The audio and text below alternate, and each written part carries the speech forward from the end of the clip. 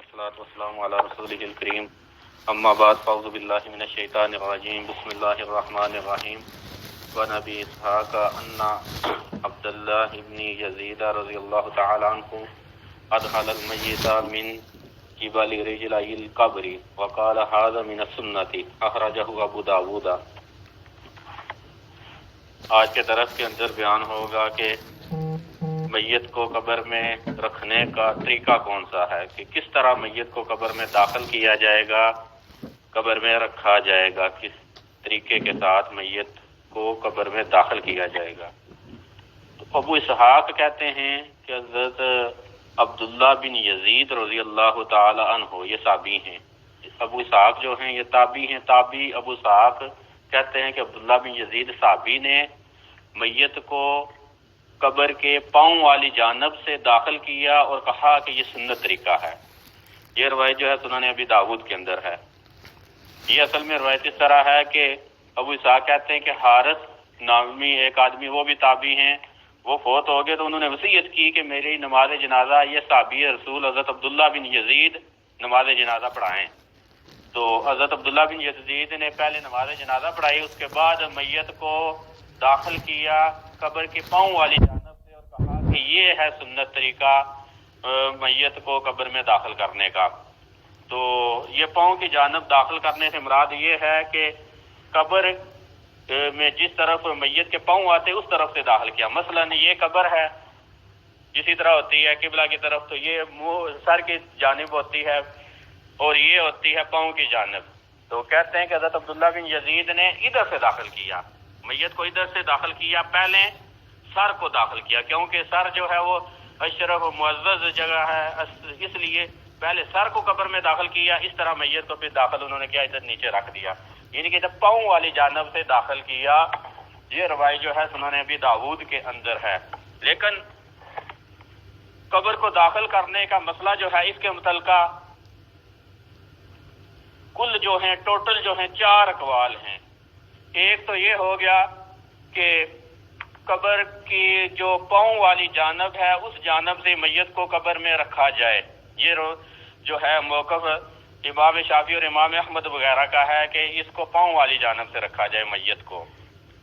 دوسرا قول ہے امام شافعی کی طرف بھی منسوب ہے، باقی کچھ ائمہ کی طرف منسوب ہے کہ میت کو سر کی جانب سے داخل کیا جائے، یعنی کہ بالکل اس کے الٹ ادھر سے داخل کیا جائے۔ یہ ہے دوسرا قول۔ تیسرا قول امام ابو حنیفہ رحمہ اللہ تعالیٰ عنہ وغیرہ کا ہے،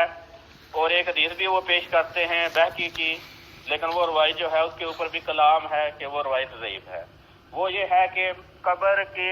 قبلہ کی جانب سے میت کو داخل کیا جائے، یعنی کہ یہ قبر ہے، میت کو ادھر رکھا جائے، ادھر سے رکھا جائے میت کو قبر میں۔ یہ ہے امام ابو حنیفہ رحمہ اللہ تعالیٰ عنہ کا قول۔ اور چوتھا قول جو ہے امام مالک وغیرہ کا ہے، وہ کہتے ہیں کہ اس بارے میں وسعت ہے، یعنی کہ قبر کے اس طرف سے پاؤں کی جانب سے رکھ لو، سر کی جانب سے رکھ لو، قبلہ کی جانب سے رکھ لو، حتیٰ کہ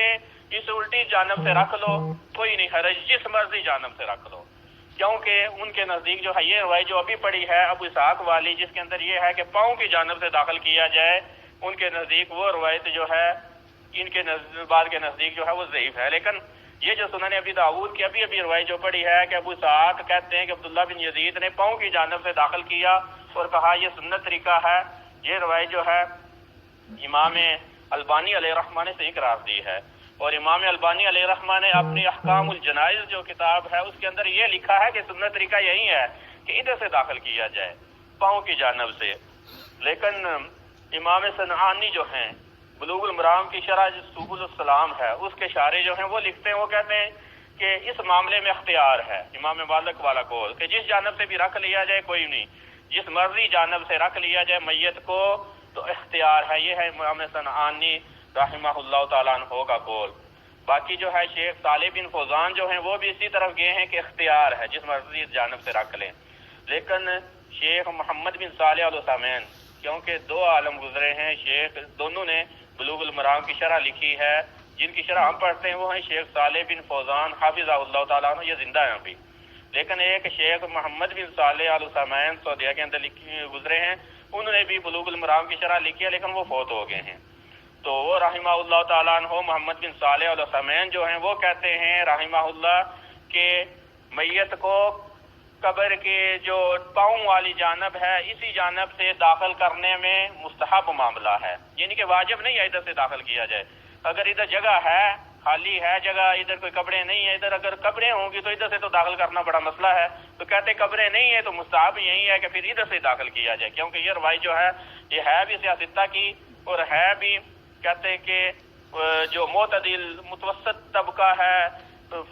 محدثین کا، انہوں نے اس کو صحیح قرار دیا ہے، تو کہتے ہیں کہ مستحب یہی ہے، واجب نہیں ہے۔ اگر نہیں ہے جگہ تو کہتے ہیں پھر ادھر سے داخل کر لو، ادھر سے داخل کر لو، کوئی حرج کی بات نہیں ہے، لیکن مستحب وہ کہتے ہیں محمد بن صالح العثیمین رحمہ اللہ تعالیٰ عنہ کہ قبر کی پاؤں والی جانب سے میت کو داخل کیا جائے، یہ مستحب طریقہ وہ بیان کرتے ہیں۔ باقی جو ہے وہ میں نے آپ کو بتا دیا، بعض کے نزدیک یہ اختیار والا معاملہ ہے، چاہے جس مرضی جانب سے رکھ لیں، بعض کے نزدیک جو ہے اس روایت کے پیش نظر جو ہے پاؤں کی جانب سے رکھا جائے، واللہ تعالی عالم۔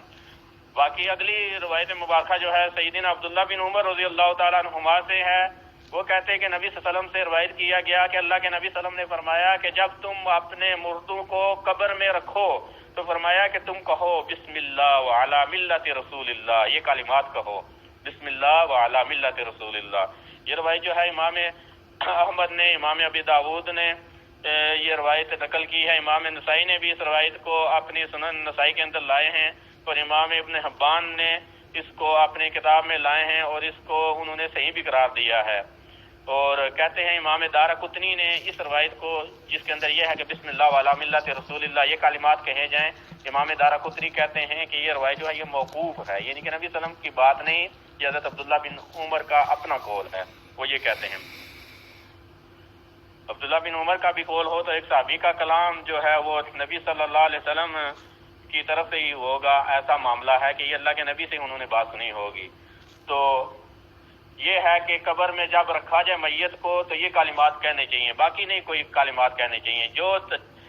الفاظ ثابت ہیں وہی کہنے چاہیے حدیث مبارکہ سے، تو وہی کلمات کہنے چاہیے، اس کے علاوہ کوئی اور ذکر اذکار کرنا کوئی فائدہ مند نہیں ہے۔ یہ ہے ذکر اذکار کرنا فائدہ مند کہ بسم اللہ وعلی سنت وعلی ملت رسول اللہ، یہ بھی کلمات ہیں، وعلی سنت رسول اللہ یہ بھی کلمات ثابت ہیں، تو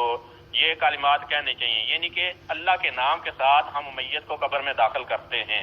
یعنی کہ یہ اللہ کا نام جو ہے بابرکت ہے، بسم اللہ کا نام لفظ جو ہے یہ بابرکت ہے، برکت حاصل کرنے کے لیے یہ پہلے کہا جائے بسم اللہ، یعنی کہ اللہ کے نام کے ساتھ ہم میت کو قبر میں داخل کرتے ہیں۔ آگے وعلی ملت رسول اللہ کہ رسول اللہ صلی اللہ علیہ وسلم کی ملت کے مطابق ہم میت کو قبر میں داخل کرتے ہیں، یعنی کہ یہ ہمارا جو پورا طریقہ ہے کہ پہلے میت کو غسل دینا، غسل دینے کے بعد کفن پہنانا، کفن پہنانے کے بعد نماز جنازہ پڑھنا، پھر اس کو قبر میں دفن کرنا،